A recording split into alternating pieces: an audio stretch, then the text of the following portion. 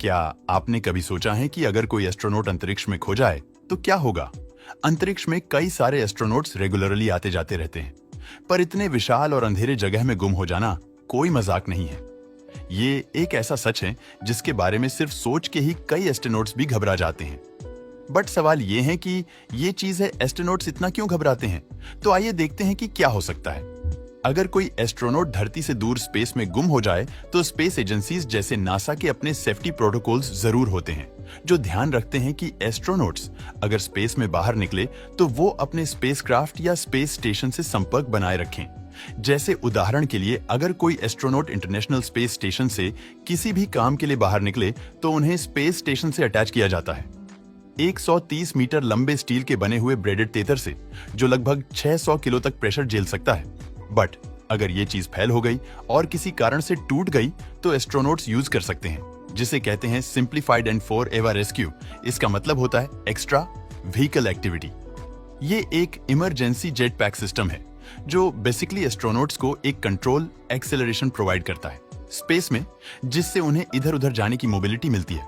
But अगर यह system भी फेल हो गया या जो एस्ट्रोनॉट उसे ऑपरेट कर रहा है बेहोश हो गया और जेट पैक ऑपरेट नहीं कर पा रहा है, फिर आखिरी उम्मीद सिर्फ यही रहेंगी कि स्पेस स्टेशन के दूसरे मेंबर इकट्ठे होकर एक रेस्क्यू अभियान स्टार्ट कर सके।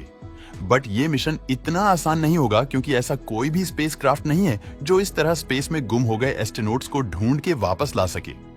अगर स्टील का तैथर टूट गया, जेट पैक काम नहीं कर रहा है और दूसरे एस्ट्रोनॉट्स बचा नहीं सके, तो वो एस्ट्रोनॉट कहां जाएगा? तो उसका जवाब यह है कि उस तैथर के टूटने वक्त जो फोर्स उस पर लग रही थी उसी डायरेक्शन में एस्ट्रोनॉट आगे बढ़ने लगेगा। ऐसे सिचुएशन में आप स्पेस में कंप्लीटली वेटलेस फील करोगे और कितना भी हाथ पैर हिलाना या फोर्स या एक्सेलरेशन क्रिएट करने की कोशिश करना बेकार रहेगा। आप जिस भी डायरेक्शन में जा रहे हो उसी डायरेक्शन में और उसी गति में आगे बढ़ते रहोगे क्योंकि कोई भी एक्सटर्नल फोर्स या डिस्टर्बेंस नहीं होगा। अगर आप में पृथ्वी के अराउंड एक्सेलरेशन में हो तो पृथ्वी की ग्रेविटी आपको अपने ऑर्बिट में कैद कर लेगी और आप भी अर्थ को चांद की तरह ऑर्बिट करने लगोगे। पर आप चांद जितनी देरी तक नहीं टिक पाओगे। अगर आपका स्पेस सूट सही तरीके से शील्ड है तो आप लगभग 10 घंटों तक ऐसे ही धरती के चक्कर काटते रहोगे जब तक ऑक्सीजन खत्म ना हो जाए।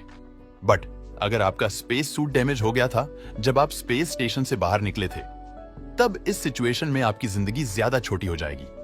आउटर स्पेस का एक्सपोजर आपको 20 सेकंड में बेहोश कर देगा और आपका खून बॉयल होने लगेगा क्योंकि बाहर कोई एयर प्रेशर नहीं रहेगा। आपके शरीर में बॉइलिंग लिक्विड्स आपको फुला देंगे।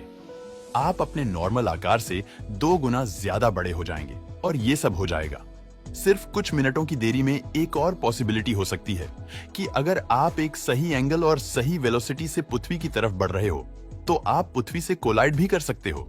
बट आप नीचे जमीन तक कभी नहीं पहुंच पाओगे क्योंकि आपके नीचे गिरने की स्पीड इतनी होगी कि आप पृथ्वी का एटमॉस्फेयर ही पार नहीं कर पाओगे।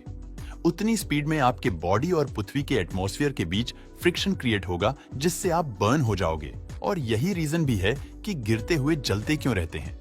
अगर एक एस्ट्रोनॉट अंतरिक्ष में खो जाए तो बट आज तक कोई भी एस्ट्रोनॉट अंतरिक्ष में नहीं खो पाया क्योंकि सिक्योरिटी मेजर स्ट्रांग होते हैं। नासा का कहना यह है कि ऐसी कोई भी दुर्घटना फ्यूचर में भी नहीं हो सकती है क्योंकि वो ये चीज का सबसे ज्यादा ध्यान रखते हैं और अपने सिक्योरिटी मेजर्स पे उन्हें पूरा कॉन्फिडेंस है। अगर आपको ये वीडियो पसंद आया तो इसे लाइक और शेयर करना मत भूलिए।